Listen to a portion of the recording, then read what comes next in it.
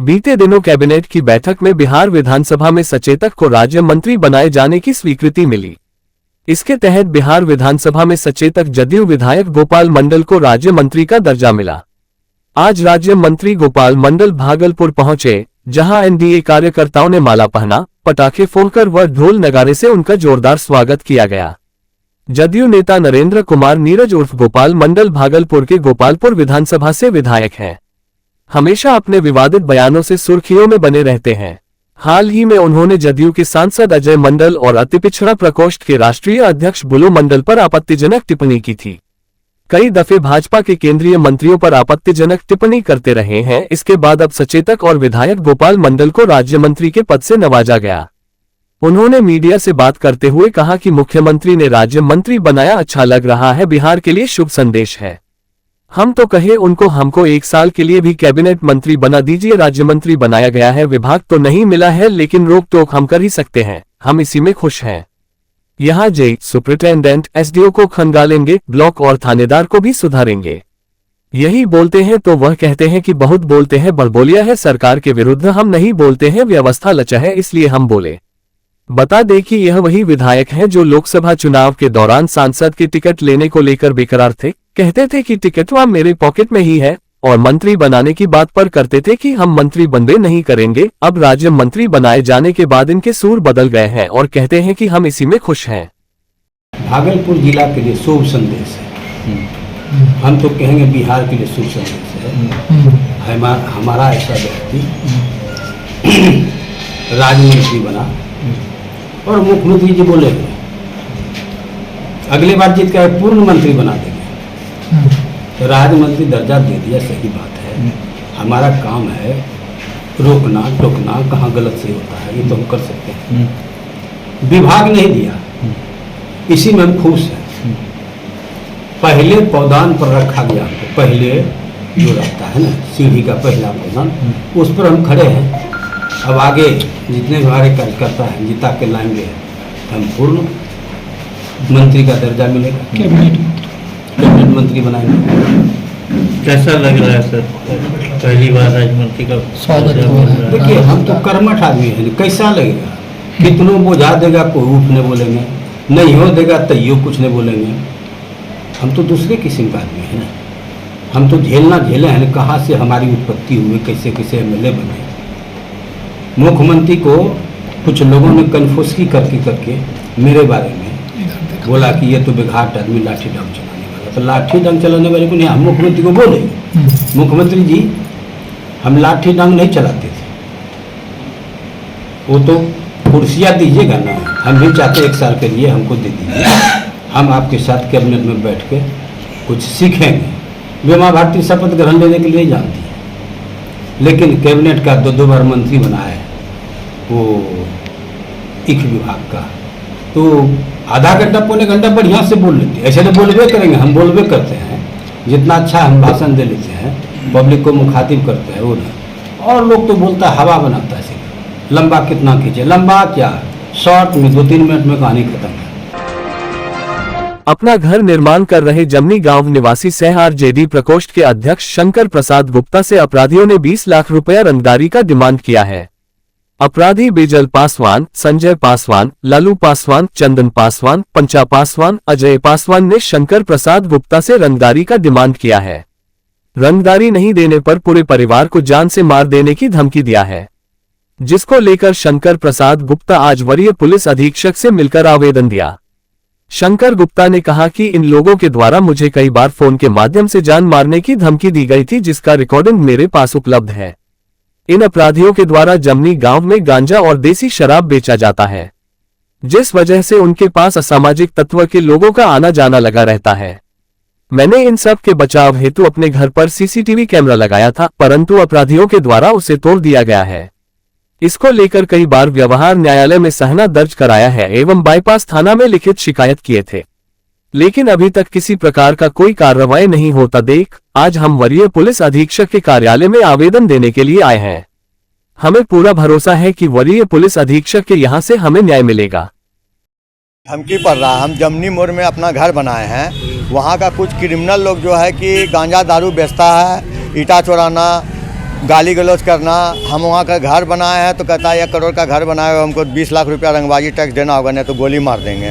बेटा बाप बेटा दोनों को जो है ना जान से मार देंगे। कभी कचिया लेके आता है, कभी हथौड़ा लेके। वहाँ का कुछ क्रिमिनल लोग हैं जो कि गांजा दारू मतलब बदमाश है, और कुछ बाहर वहीं का जो है कि बगल का अगल का जो है कि कुछ क्रिमिनल लोग को मिला लिया, दारू तारू पीता है। अब मेरा रात में जो है कि 7 बजे के लगभग मेरे गेट में ताला बंद कर दिया।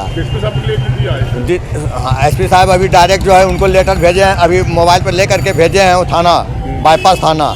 बार बार धमकी देते रहता है, कहता है उसके बाद जो है ना कहता है कि तुम लोग को बाप बेटा दोनों को गोली मार देंगे। कखनियों हम लोग को डर लगा रहता है, कखनियों गोली मार देगा। लोग दबंग आदमी है। दूसरा बात बार बार धमकी देता है कि हम छोटा जाति के हैं, बुरी तरीका फंसा देंगे।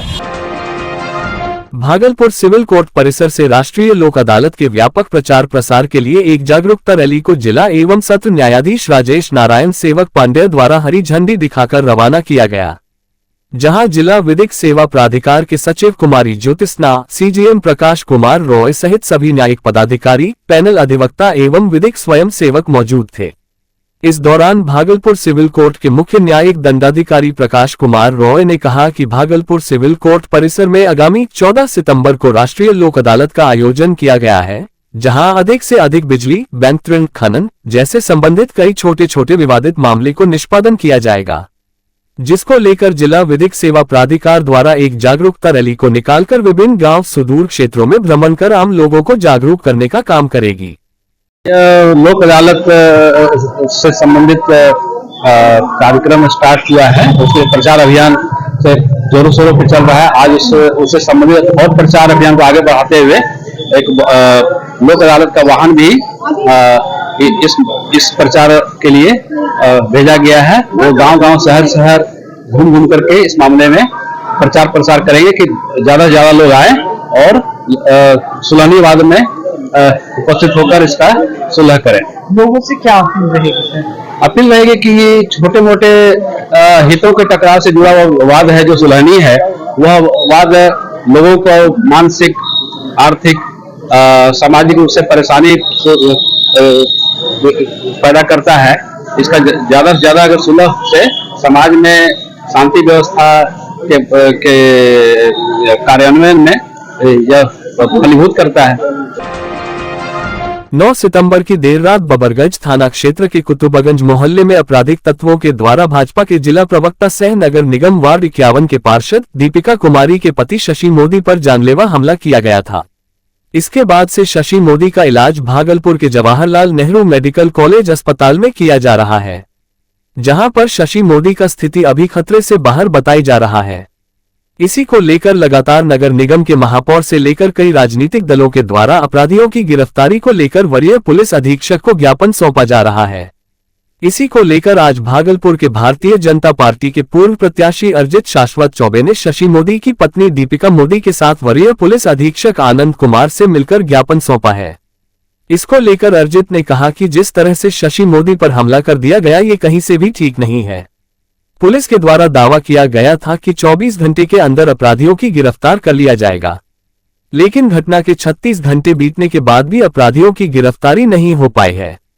हमारे तरफ से वरीय पुलिस अधीक्षक को अल्टीमेटम पत्र भी सौंपा गया है, जिसमें साफ तौर पर हमारे तरफ से कहा गया है कि 24 घंटे के अंदर यदि अपराधियों की गिरफ्तारी नहीं होती है तो भाजपा परिवार सड़क पर उतरकर आंदोलन करने को बाध्य हो जाएगी।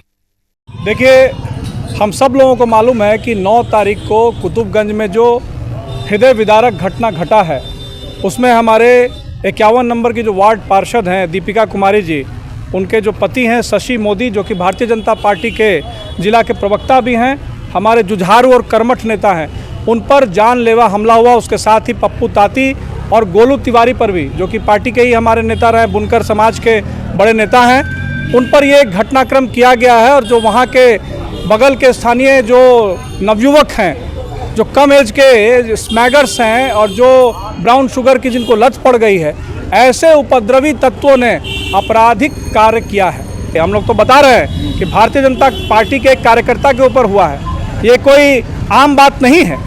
आप समाज का सेवक है और आपके ऊपर इस प्रकार का घटना होता है, तो मैं भारतीय जनता पार्टी के एक कार्यकर्ता के रूप में आपको बता सकता हूं कि हम लोग सड़क पर भी उतरेंगे, अनशन भी करेंगे। अगर ये नहीं पकड़ में आते हैं तो हम लोग को जो करना पड़ेगा यहाँ से विधानसभा तक, वो काम हम लोग करने वाले हैं। नवगछिया सामुदायिक अस्पताल रंगरा में अस्पताल में जनरेटर की सुविधा नदारद है। मरीजों से पैसा लेकर जनरेटर में तेल भरवाया जाता है। आधे घंटे तक जनरेटर स्टार्ट नहीं होने के कारण ऑक्सीजन सप्लाई में दिक्कत होने कारण बच्चों की मौत हो गई। ताजा मामला भागलपुर जिले के नवगछिया के रंगरा सामुदायिक अस्पताल का है, जहां पर मधेपुरा से दंपति अपने प्रसव को लेकर अस्पताल पहुंचे थे, जहां अस्पताल प्रशासन की लापरवाही की वजह से बच्चे की जन्म होने के 1.5 घंटे के बाद मौत की सूचना दी जाती है। मधेपुरा जिले के मोहम्मद सऊद आलम अपनी पत्नी के साथ रंगरा अस्पताल पहुंचे थे, जो कि 5 साल के बाद अपने बच्चों के जन्म होने से पूर्व काफी खुश थे और बच्चे के प्रसव होने के 1.5 घंटे के बाद बच्चे को डॉक्टर के द्वारा मृत घोषित कर दिया गया। बता दें कि घटना का आंखों देखा हाल मौके पर मौजूद परिजनों ने पत्रकारों को बताया। हालांकि जब अस्पताल प्रभारी डॉक्टर रंजन से बातचीत की गई तो उन्होंने अपने स्टाफ को धमकाते हुए पूछा, क्या ठीक ठाक बच्चा रो रहा था? तो डरे सहमे डॉक्टर और आशा नर्सों ने कहा कि सर बच्चा नहीं रो रहा था। घटना के बाद अस्पताल में स्थानीय लोग सैकड़ों की संख्या में जमा हो गए और अस्पताल में हंगामा करने लगे। इसके बाद मौके पर रंगरा थाना की पुलिस पहुंची और 112 की रिपोर्ट आई। वहीं अस्पताल प्रशासन पर परिजनों की मांग है अस्पताल प्रशासन एवं अस्पताल में जनरेटर सप्लाई देखने वाले ठेकेदार पर भी एफआईआर किया जाए, ताकि भविष्य में ऐसी घटना ना हो जिस वजह से किसी की जान जाए। बच्चा क्या बोलते हैं जन्म ठीक ठाक लिया, हमको फोन किया, हम जाके देखबो किए, खूब बढ़िया था। उसके बाद हम वहाँ बाहर में चाचा का दुकान है, हम वहाँ उनको जाके भी बोले। उसके बाद वहीं पे हम बैठ के हंसने लगे, अपना मोबाइल देखने लगे। फिर तुरंत हमको फोन आया कि ऑक्सीजन बच्चा को लगा है, जनरेटर नहीं चला रहा। तब उधर से दौड़ के हम यहाँ आए तो देखते हैं गार्ड 2 खड़ा था वहाँ पे, डीजल लेके खड़ा था। उसके बाद हम बोल रहे हैं जल्दी स्टार्ट मारिए, तो तेल डाला, एयर छोड़ाया, तब स्टार्ट किया। गार्ड पहले से तेल खत्म था। हाँ, पहले से खत्म था। गार्ड हमको क्या बोलता है, वो जो रहती है करती है, उसको क्या बोलती है, जाइए उसको बोल दीजिए रेफर कर दीजिए, मत गच्छा कीजिए, नहीं करेंगे स्टार्ट, जाओ। में हम देखे सुबह से पेशेंट करा रही है, कोई एएनएम जीएनएम जो है और वो अर्जुन कॉलेज वाली स्टूडेंट्स है, वो एएनएम जीएनएम से ज्यादा वही इधर से उधर, हाँ इधर से उधर। और एक तो मैडम को देखे मोबाइल में व्यस्त है, पूछ रहे हैं कि क्या बात है, कोई किसी को रिस्पॉन्स लेने वाला नहीं है। जनरल पेशेंट को भी कभी इधर से उधर भेज रहा। बच्चा 2:30 बजे के लमसम 2:30 बजे लिया। आप लोगों को क्या बताया गया था, बच्चा कैसा है क्या नहीं? उसके नहीं, वो सब बोले, देखे भी हम लोग, बच्चा स्वस्थ है, रो भी रहा है। उसके बाद लाइन अचानक कट गया। लाइन कट गया तो कितने देर के बाद लाइन आया? लमसम आधा घंटा के बाद हुआ। जनरेटर था उस समय? ना, जनरेटर स्टार्ट नहीं था, उसको ढूंढे, फिर आया, उधर था, फिर उसको लाए, फिर उसमें डीजल दिया गया, एयर छोड़ाया गया। बच्चा पैदा लेने के बाद ट्राई नहीं कर रहा था, रो नहीं रहा था, है ना। बच्चा धीरे धीरे जो है वो ब्लू हो रहा था, ऑक्सीजन लगाया गया। उसके बाद जब ये सक्शन किया गया तो गंदा गंदा पानी निकलने लगा। परिजनों को सूचना दी गई थी सर क्या? हाँ, परिजन तो सब। कब तक सूचना दी गई थी सर? उसके तक जस्ट बात की, बच्चा जो है सीरियस है। परिजनों का आरोप है सर कि अस्पताल में जनरेटर बंद था, कुछ लोग कह रहे हैं कि सर तेल भी नहीं था जनरेटर में। आप क्या कहते हैं इस पे? ये हम अभी इसके संबंध में इसीलिए नहीं बोल सकते हैं कि अभी तुरंत हम मीटिंग से आ रहे हैं, और जब तहकीकात करेंगे तो पूरी जानकारी हम आपको देंगे।